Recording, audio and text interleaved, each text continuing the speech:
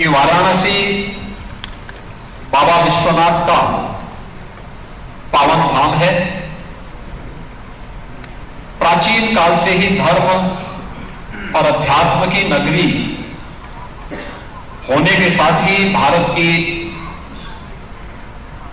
अध्यात्म, दर्शन, शिक्षा, साहित्य और कला की भूमि के रूप में भी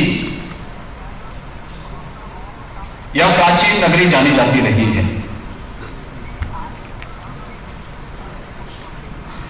यह हमारा सौभाग्य है कि वाराणसी उत्तर प्रदेश की एक प्रमुख महानगरी होने का सौभाग्य प्राप्त करती है। इसने न केवल उत्तर प्रदेश की सांस्कृतिक और आध्यात्मिक परंपरा को, बल्कि कला, संगीत और शिक्षा की एक प्रमुख नगरी के रूप में भी वाराणसी और उत्तर प्रदेश के अन्य अनेक नगरों को यह सौभाग्य प्राप्त हुआ है कि वह भारत की हृदय स्थल के रूप में अपनी एक पहचान बनाने में सफल हुए हैं। वाराणसी हमारे लिए महत्वपूर्ण इसलिए भी है कि भगवान बुद्ध ने अपना पहला उपदेश इसी नगरी के सारनाथ में दिया था, जो आज भी दुनिया के बौद्ध अनुयायियों के लिए अत्यंत ही पवित्र और आकर्षण का केंद्र बना हुआ है।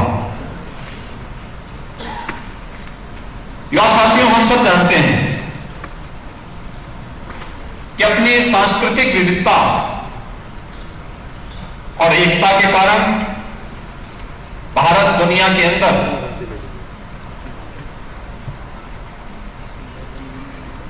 दुनिया के नागरिकों के लिए आकर्षण का एक केंद्र है। लोकतांत्रिक परंपराओं पर विश्वास करते हुए भारत के अंदर 140 करोड़ की आबादी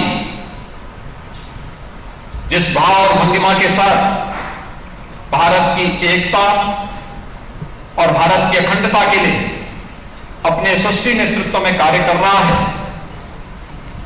वह भारत को दुनिया की सबसे बड़ी युवा आबादी के रूप में भी प्रस्तुत करती है। डेमोग्राफी, डेमोक्रेसी और डाइवर्सिटी की यह त्रिवेणी हमें विशिष्ट बनाती है।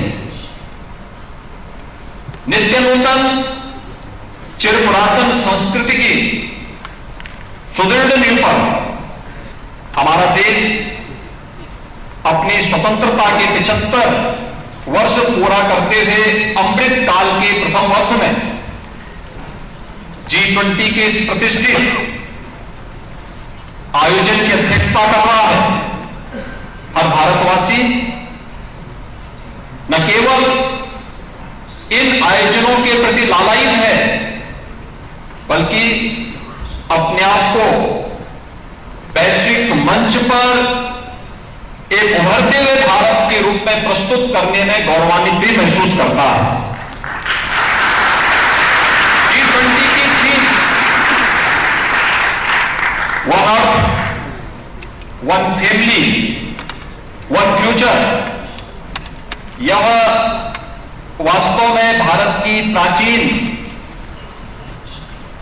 उस व्यवस्था को प्रस्तुत करता है जिसने हजारों वर्ष पहले दुनिया को वसुधैव कुटुंबकम का एक संदेश दिया था। यानी पूरी दुनिया एक परिवार है, एक परिवार के रूप में पूरी दुनिया को मानने वाली उस व्यवस्था को, जिसका वास्तव में अर्थ क्या है कि यह मेरा, यह तेरा, यह विचार संकुचित सोच के लोगों का है। उच्च चरित्र समस्त संसार को ही परिवार मानते हैं। हमें गर्व है, भारत ने सदैव से ही इन उदार भावनाओं का प्रतिनिधित्व किया है और G20 का यह समिट इस बात का उदाहरण भी है। हमारे युवा आने वाले समय के नीति नियंता हैं और इसीलिए विश्व मानवता के बेहतर भविष्य के लिए वर्तमान में किए जा रहे विमर्श में उनकी भागीदारी अत्यंत महत्वपूर्ण है। G20 के अंदर Y20 का आयोजन वास्तव में इस पूरे आयोजन की प्रासंगिकता को भी आगे बढ़ाता है। यह सम्मेलन इस वैचारिक यात्रा की परिणति का प्रतीक है जो दुनिया के सभी कोनों से आए थे युवाओं के सामूहिक प्रयास से कई माह पूर्व प्रारंभ की गई और यह पहली बार नहीं हुआ। मुझे जब मैं अपने युवा साथियों के बारे में सोचता हूं और जब मुझे कहीं से लगता है कि लोग हमारे युवाओं के इस पोटेंशियल पर, उनकी प्रतिभा पर प्रश्न खड़ा करने का प्रयास करते हैं, तो मुझे स्वयं उस समय दुख होता है। दुख इस बात को लेकर के होता है कि कौन सा ऐसा कालखंड नहीं था जब युवाओं ने अपनी प्रतिभा और अपनी ऊर्जा से समाज को एक नई दिशा न दी हो।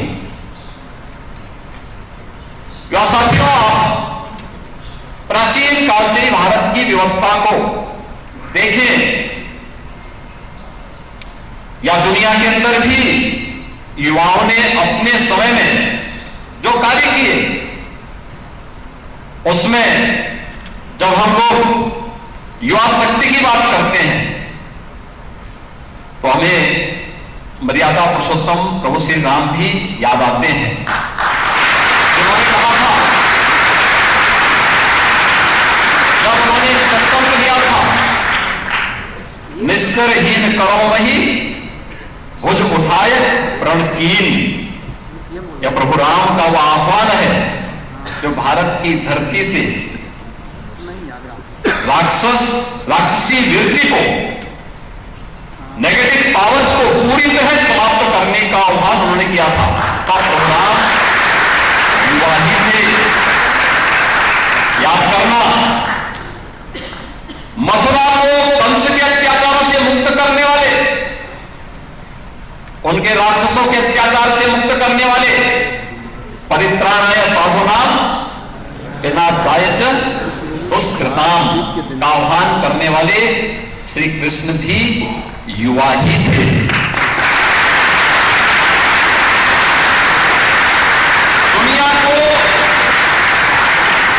दुनिया को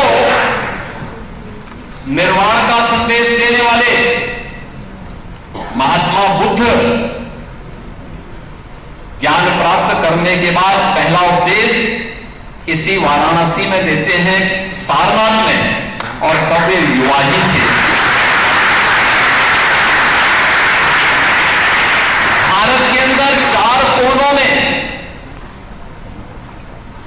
4 पीठों की स्थापना करने वाले और भारत की सांस्कृतिक एकता को मजबूती प्रदान करने वाले आदि संगम मात्र 32 वर्ष की आयु ही जिए थे।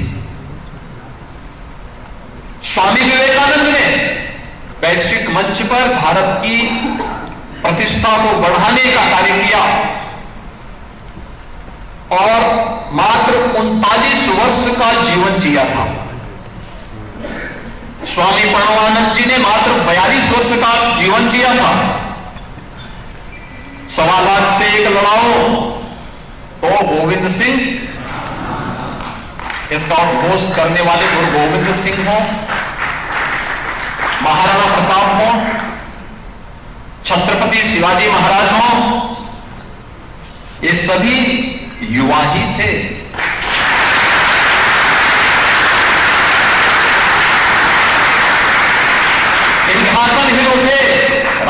वर्षों ने विभूति तानी थी, बूढ़े भारत में आई फिर से नई जवानी थी। वो लड़ी मर्दानी वो तो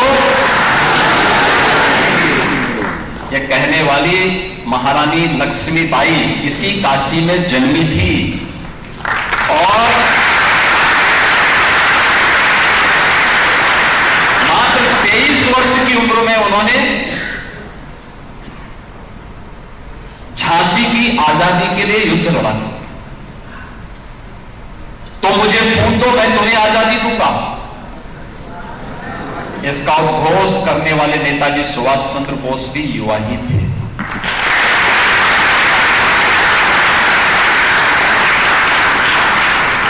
भारत की आजादी के लिए क्रांति दूत बनकर के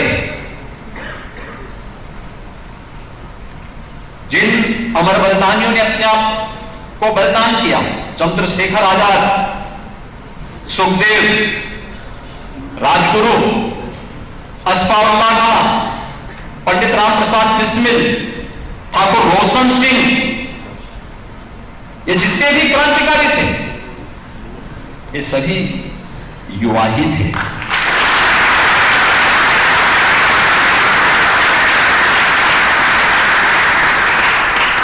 विनायक दामोदर सावरकर मात्र 28 वर्ष की उम्र में उन्हें 2 आजीवन कारावास की सजा हुई थी। 28 वर्ष की उम्र, वे युवा ही थे। और महाभारत का वह दृश्य जिसमें 16 वर्ष का अभिमन्यु चक्र व्यूह को बेचता हुआ और छक्के छुड़ाता,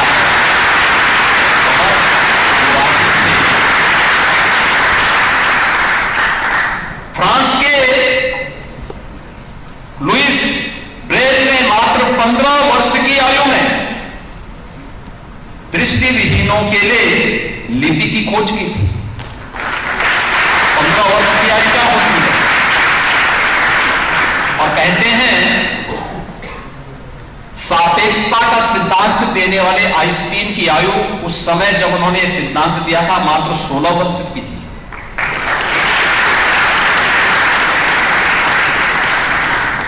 और यह भी कहा जाता है कि गुरुत्वाकर्षण का सिद्धांत देने वाले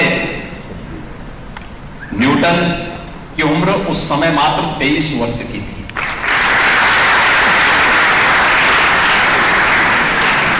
जब यहां पर युवाओं की इस प्रतिभा के बारे में भारत सरकार की युवा कल्याण मंत्रालय की सचिव उस थीम के बारे में बता रही थी और अनुराग जी ने इस बारे में विस्तार से हम सबके सामने बात रखी, तो मुझे लगा कि वास्तव में प्रधानमंत्री मोदी जी ने तो आने के बाद भारत के युवाओं के इस प्रतिभा, इस पोटेंशियल को आगे बढ़ाने के लिए उन्हें एक मंच दिया। स्टार्टअप इंडिया का, स्टैंड अप इंडिया का और अटल इनोवेशन मिशन का, अनेक ऐसे कार्यक्रम जो भारत के युवाओं को इनोवेशन और रिसर्च के क्षेत्र में आगे बढ़ाने के लिए एक नए अवसर प्रदान करते हैं, एक नए भारत का दर्शन करा रहे हैं। भारत वैश्विक स्तर पर आज G20 के समूहों की अध्यक्षता कर रहा है, लेकिन प्राचीन काल से ही भारत ने इस क्षेत्र में सदैव विश्व मानवता के कल्याण का मार्ग प्रशस्त किया है। और आज जब G20 के इस समिट में Y20 का यह समिट वाराणसी में आयोजित हो रहा है, तो 5 थीम इस अवसर पर दुनिया भर से आए हुए युवा प्रतिनिधियों ने तय किए हैं। ये वास्तव में दुनिया को वसुधैव कुटुंबकम के संदेश के साथ जोड़ते हुए जो एक संदेश है दुनिया के सामने, उस संदेश को जोड़ने का, उस संदेश के साथ उन्हें आगे बढ़ाने का और मानवता के कल्याण का मार्ग प्रशस्त करने का होगा। G20 के समिट में, Y20 का यह समिट, जिस व्हाइट पेपर को आप लोगों के द्वारा जारी किया जा रहा है, ये दुनिया के युवाओं को उनकी सकारात्मक ऊर्जा के साथ जोड़ते हुए उनकी प्रतिभा का उपयोग विश्व मानवता कर सके, क्योंकि हमारा आज का युवा वह केवल युवा नहीं है, वह आज का नेता है और कल का निर्माता भी है। उस युवा शक्ति को हम सब उसकी प्रतिभा का सम्मान करते हुए आगे बढ़ने के लिए प्रेरित कर सकेंगे। Y20 का समिट इस देश से अत्यंत फलदायी साबित होगा। मुझे पूरा विश्वास है कि वाराणसी और उत्तर प्रदेश का आपका प्रवास दुनिया भर के युवाओं के लिए एक नई प्रेरणा का संदेश लेकर के जाएगा। इस विश्वास के साथ Y20 के समिट के प्रति मेरी मंगलमय शुभकामनाएं हैं। धन्यवाद। जय हिंद।